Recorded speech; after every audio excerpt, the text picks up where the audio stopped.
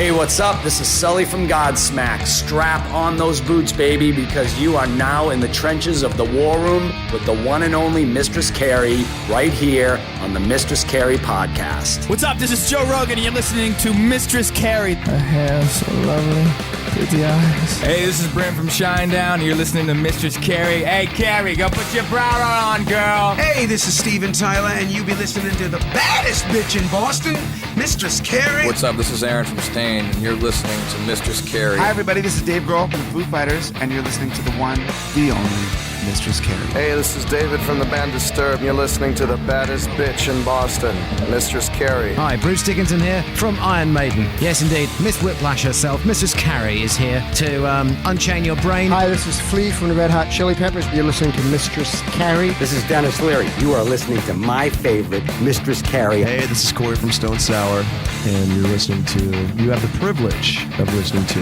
Mistress Carrie. Oh, God. Oh, yeah.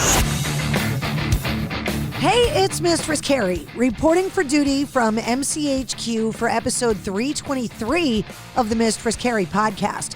My guest this week is singer, songwriter, and multi-instrumentalist Ryan Perdz, who's getting ready to release his debut album, Can't Cry, coming up this Friday, August 14th. This fall, Ryan's opening up for the Daughtry 20th anniversary acoustic tour across North America. We talked about everything from growing up in Buffalo, New York, to songwriting, the story of his first guitar, the importance of a good producer, his influences, and so much more. I had a chance to meet Ryan last year in Las Vegas. I saw him perform acoustic, and he promised me he would come on the show, and here he is. So allow me to introduce you to Ryan Perdz. Ryan, thank you so much for coming on the show. It's good to see you again. Good to see you. Thanks for having me.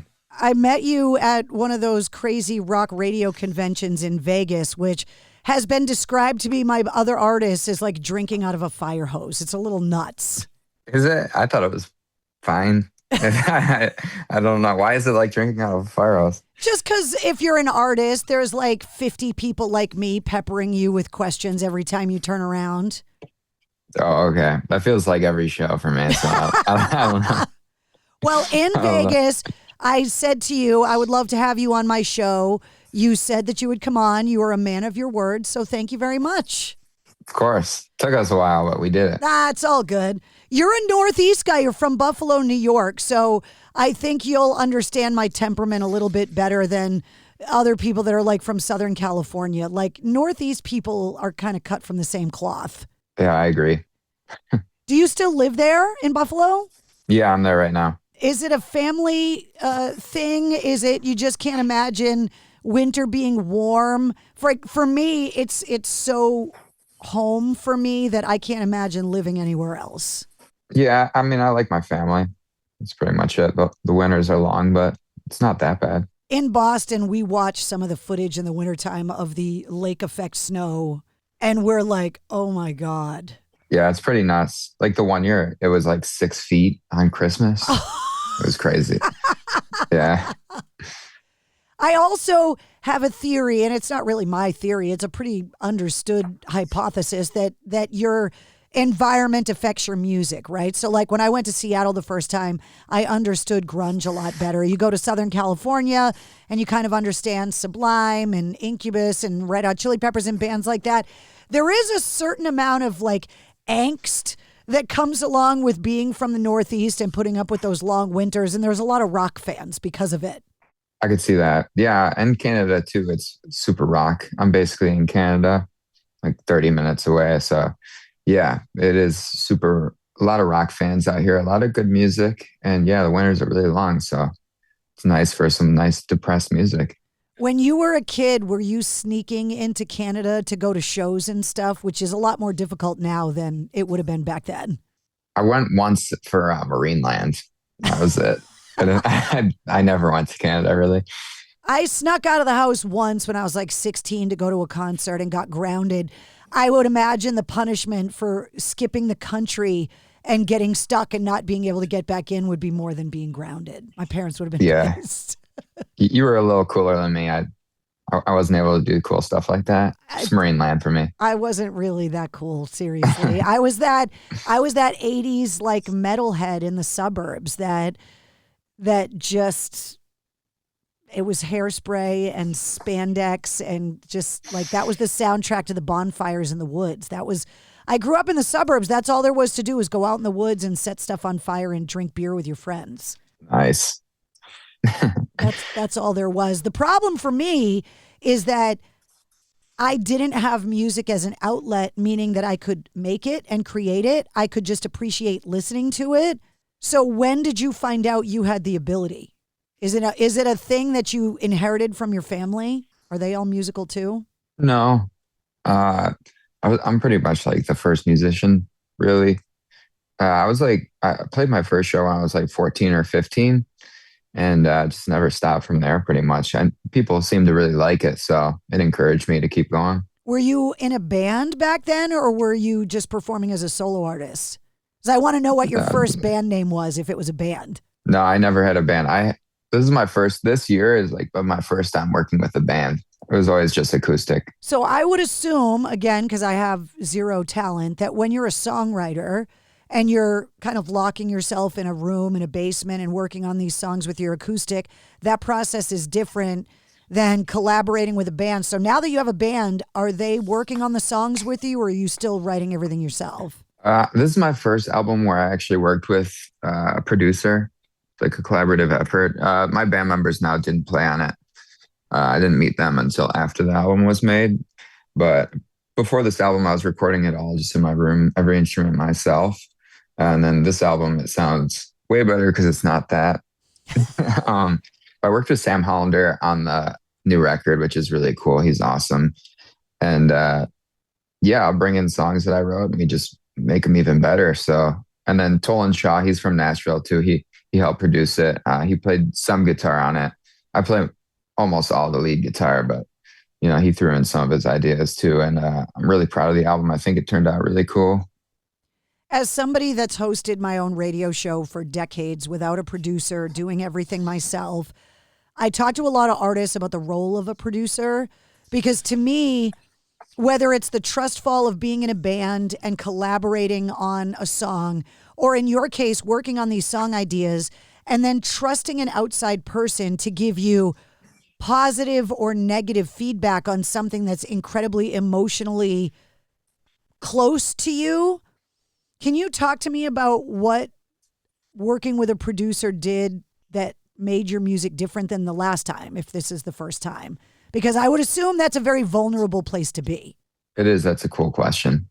It definitely is different because like you said, your music is super meaningful to you, but any smart guy can look at something and understand that it is important to the person. So good producers approach it in a way that is easy for the writer to understand, and they care about it just as much as the person that wrote it.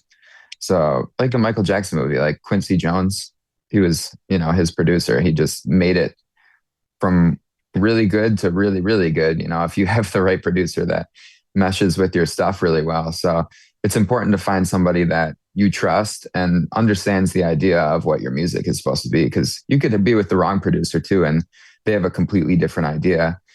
And they also have to know that you're allowed to say no to their ideas as well. That's what a good producer is. If you don't like one of their ideas, that if they say, no, it's my way or the highway, that's kind of BS. So working with Sam was really cool because he's super artist first. I think that's really important. And let me do my own thing on it with all my guitars and everything. He didn't try to make it like a pop album or anything like that. We try to make it modern, but it still has my rock influences in it. The album doesn't come out until August 14th. So Sour, the single, is what we're playing on the air right now. Is there an example of a song when we hear the full album, a song that's on the record that he made better? Like an idea that you brought to him and he brought something different out of you than maybe what you had intended? Yeah, on Chelsea, we were playing it and I had this other song written with this chorus. And he was like, oh, stick the chorus to that other song as the bridge in Chelsea. and it just worked perfectly. And I would have never done that. So that was really cool. And then in Sour, that riff that I say Sour over, he was, because that's a time change too, goes into like 3/4 instead of the whole song is in 4/4. I don't know, something like that. But he was like, oh, make the time signature different on that riff. So it's kind of like, Them Bones by Allison Chaney-esque on that little riff there. So that was really cool. He and lyrically too, my lyrical ideas will be out there. Grunge lyrics are so out there, contradiction and everything in the lyrics, and he brings them into one connecting idea. I'm fascinated by musical ability and songwriting ability, which are two very different skill sets. I have neither. So first, let's talk about your musical ability. Tell me the story of your first guitar, and please tell me you still have it. Yeah, I do still have it. It was so many guitarists don't. Yeah, probably because they have to sell it or something. Yeah. Lucky for me, I haven't yet until, I get so poor, someone will have to buy it, depending on how good this album goes. But it was my brother bought it for me when I was like 11. So my brothers are all a lot older than me. So he bought it for me. It was an acoustic Ovation Applause with like the curved back on it. And hopefully on the Daughtry tour, I'll be playing in an Ovation as well. They reached out, which is really cool because it was my first guitar that I ever got. So that's pretty cool, full circle moment. Are you from a family of musicians? Were there guitars laying around, or did your brothers buy it for you because you were the first one that showed any interest? I mean, my one brother always had an acoustic guitar. He could play a couple chords, but it wasn't like, how to play it or anything. I think they know because I was always into drawing and stuff, and I was big into it. Like if I had a hobby, they always wanted to support me, which was really cool. When it comes to songwriting, which I think you could sit down with an acoustic and learn the chords and the strings.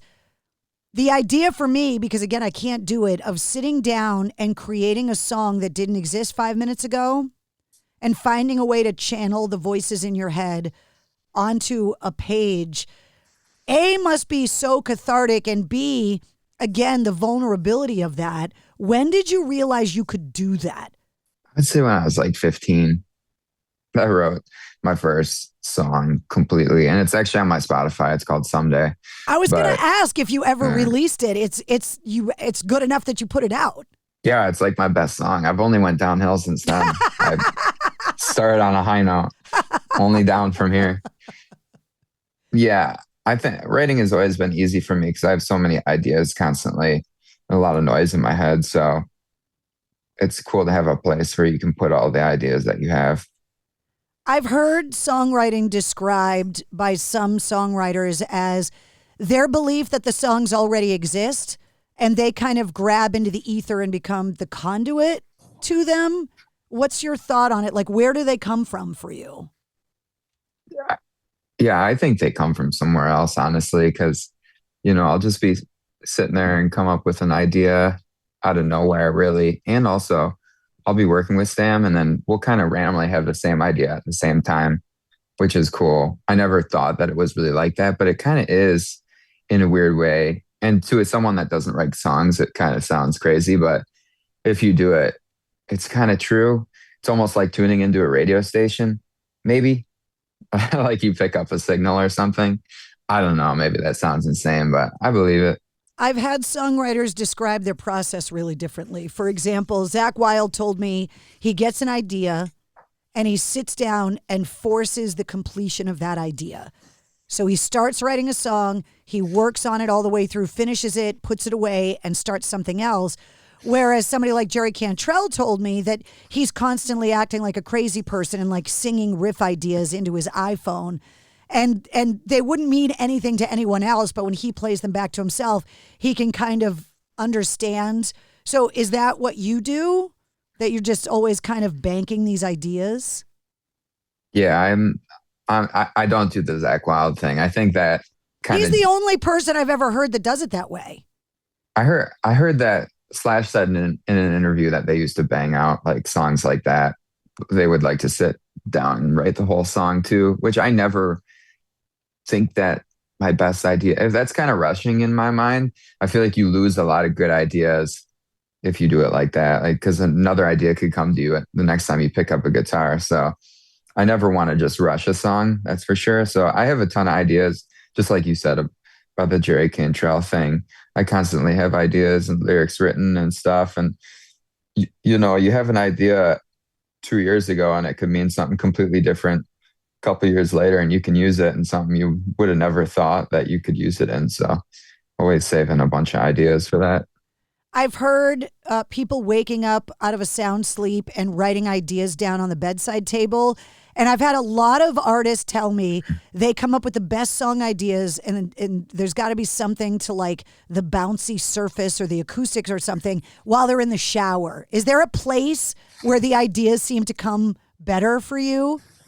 Because I do, even though I don't write songs, I get a lot of creative ideas while I'm in the shower, which is a weird thing. It's probably because you're alone, and unless you're not alone. You met my husband in Vegas. But yeah, maybe he's giving you ideas, but no. Yeah, I feel like it's just like whenever I'm alone and not people around, that's why I feel like maybe people come up with ideas in the shower, because you can just kind of like hum a tune or whatever alone without anybody around and not really care. So I'll stay up late, nobody to bother me, and that's kind of when I write, is when I'm alone. When you're working on learning the guitar, as a new guitarist, there's always like that Everest song that you're like, oh, if I could just master this song, I'll know I'm getting good. Did you have an Everest song when you were learning? When I was learning, it was Stairway to Heaven. I mean, I still haven't learned the solo. Even today, it's like, yeah, that solo, like Sweet Child of Mine, those are the things. I would always start to learn a solo and I'd be like, yeah, I'm done. And I just never finish learning them. We talked about Slash. When I interviewed him, we were talking about guitar tone. Because again, I'm not a guitarist, so I have to kind of pepper you guys with questions so that my brain can kind of understand. And he told me that guitarists are always in the search for like the perfect tone. And I was like, have you not heard Sweet Child of Mine? Like, yeah, there's a lot of guitarists that say that's the perfect tone. And he was like, that's a huge compliment, but we're always searching. So where do you think guitar tone comes from? I mean, your preference it's all in preference for you. But I started this tour I was just on with this Telly.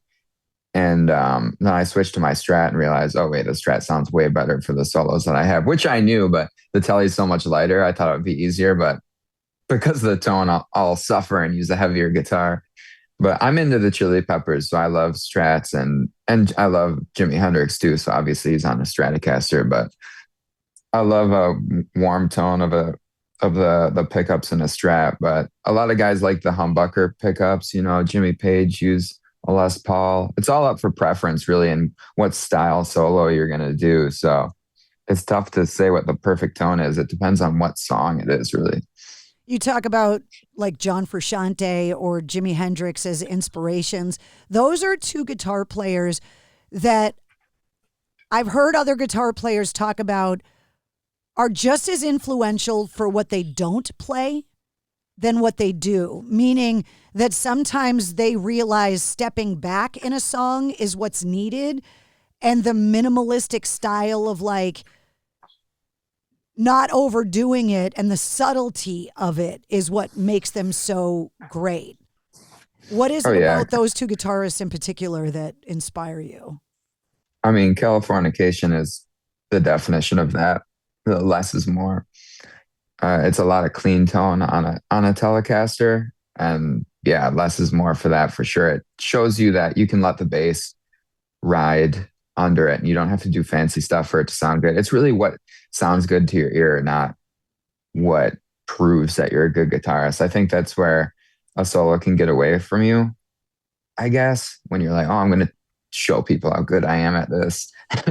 Really make it so it's what you think would sound good and benefit the song in a way, to just dress it up in a way that makes people want to listen to it. Not a lot of quick notes and stuff, but yeah, the guys that are the best, even Kurt Cobain, Smells Like Teen Spirit, he just lets the bass line ride in the verse and just plays two notes over it until the chorus comes in super powerful. That's kind of what I strive for the Pixies, Nirvana, the quiet burst sound into the loud chorus. It's kind of what I take from those songs a lot. So on the new record, that's a big part of it.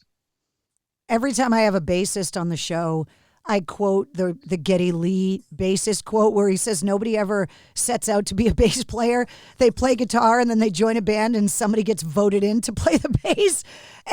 And for the most part, in my unscientific research, Geddy Lee, obviously one of the most prolific bass players in rock history, his theory is right.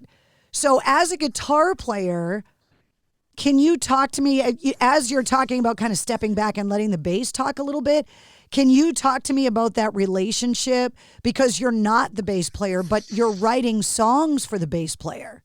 That's a good point.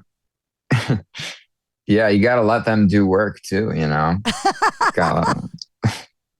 But I like it because also when you perform live, you get to not play guitar for a little bit.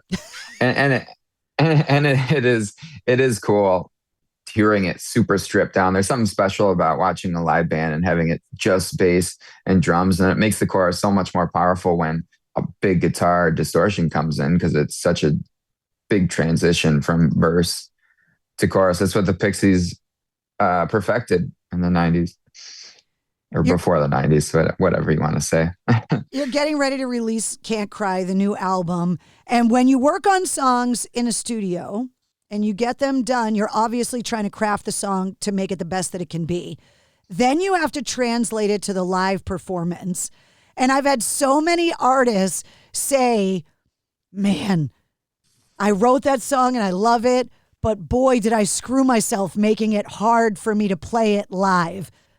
Are there songs that you're mad at yourself because you set yourself up for difficulty on stage because of how you wrote them? Sour is difficult to play live for sure. And you saw me do it acoustic too, which is great, which is tougher acoustic too. But the solo has a lot of layers in it, but I could play it fine.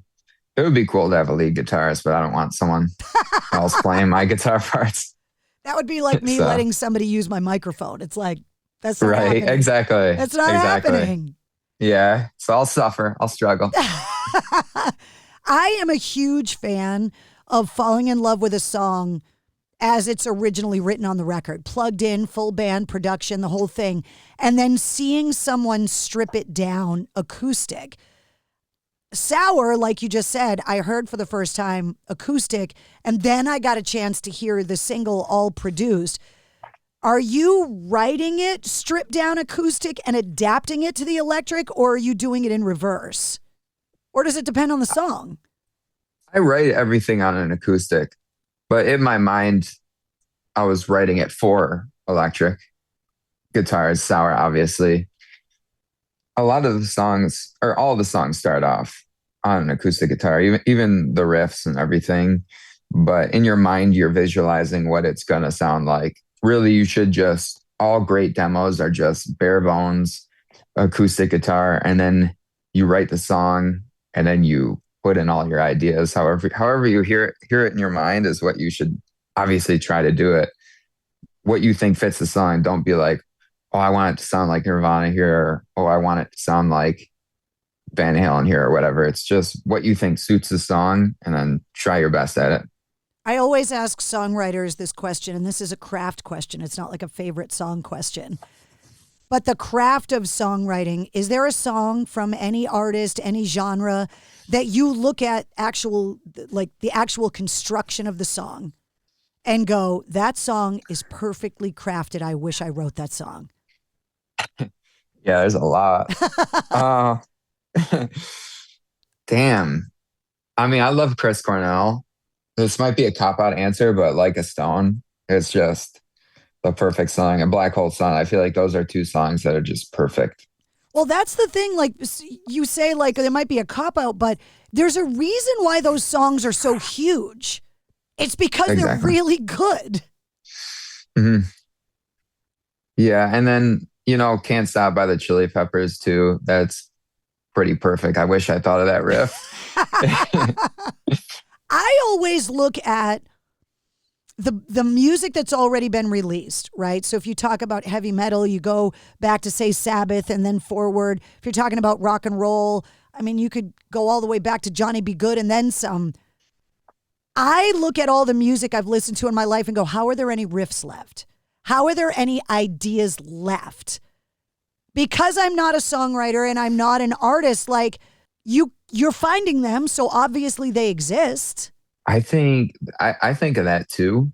It's crazy that there's endless ideas, but also that's why if you use someone else's inspiration for a riff and, don't copy it, but you use it as inspiration and build off of it, it's something different. It's similar, but it's not the same. Like there's so many songs that you hear, like John Frusciante has an interview where he talks about Under the Bridge and the intro, and he's like, oh, I basically copied it and ripped off another song. And you listen to the other song and you're like, sounds nothing like it. So, but in his mind it does, and it's inspired by it. So, that's why there's so many riffs, because even if it is sounding something like it, there's like different guitar tones you can do. You could play it on a different instrument, a different tuning. It's like endless possibilities for songwriting. He seems like an artist that I would really like to see how his brain works. Like I would love to crawl in his brain, because he's a person that doesn't look, I don't think he looks at the same world I'm looking at. I just don't think he sees the world the same way I do. I agree. I like his solo stuff too, but I agree. He's a genius with guitar for sure. He's incredibly unique to himself, but uses his inspirations as well and filters it out to create something new.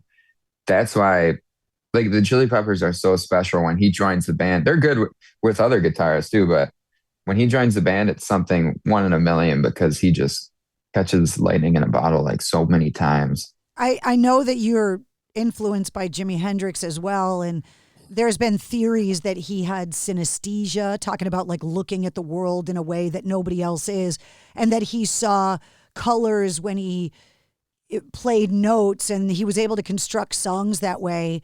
Do you see blocks when you put like when you were talking about working with the producer and moving the parts of the song around? Like, oh, move the bridge and what is it in your head when you're talking about the song parts? Is it like blocks that you're moving around? I warned you that I was going to like crawl in your brain, because I'm so envious of people that can write music, because I want to do it so badly and I just can't. So I'm trying to figure out like what you're seeing in there.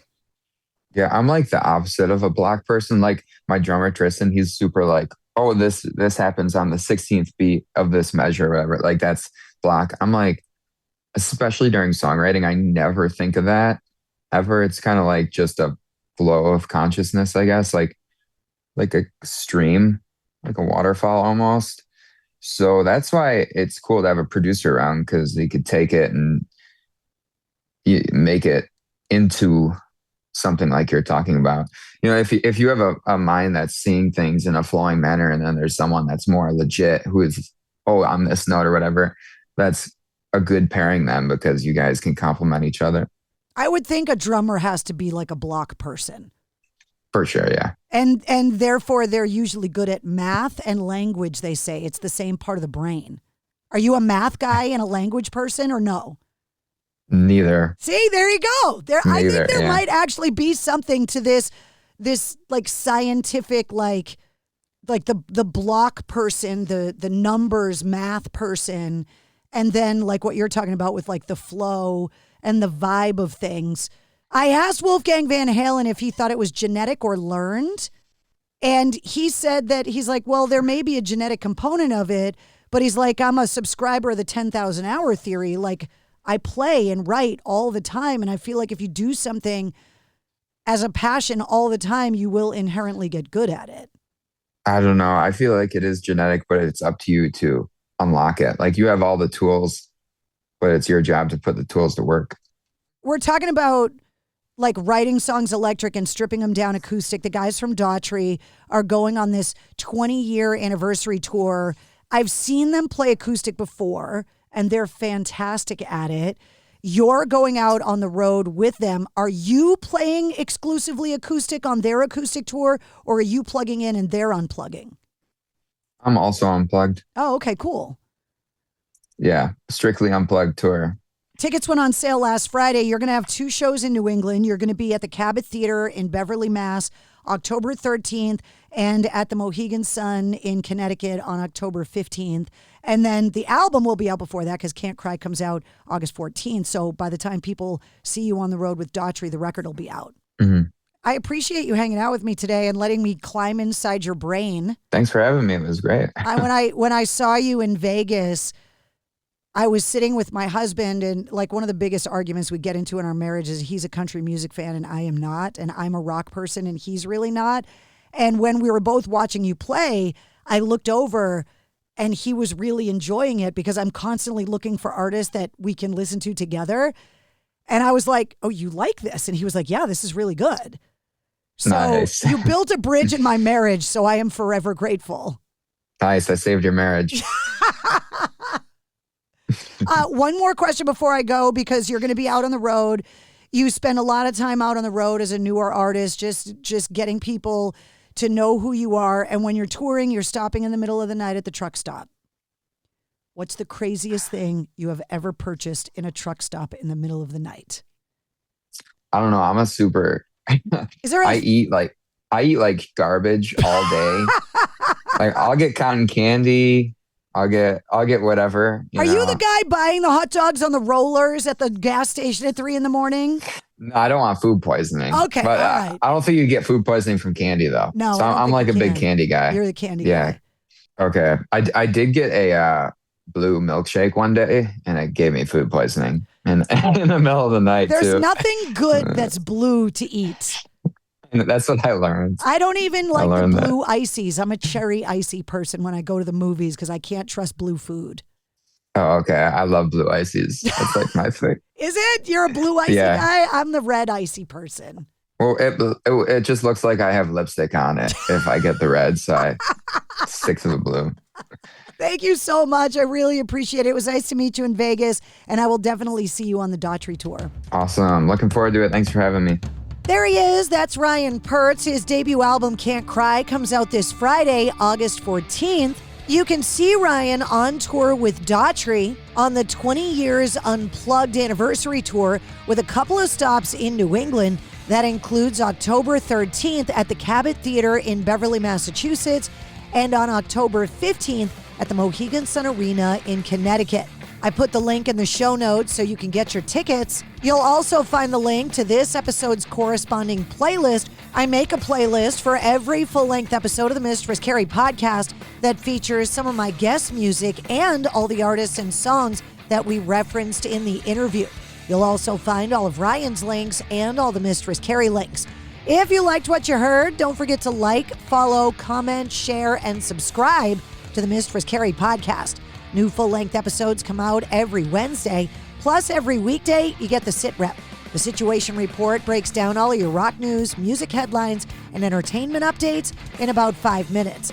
And you never know when we're going to release a bonus episode. Join me live every Tuesday night at 8:30 Eastern for my weekly live streaming video show, Cocktails in the War Room. And you can always find me on the radio. Get the details on all of that and more at MistressCarrie.com. The Mistress Carrie podcast, a proud member of the Pantheon Podcast Network.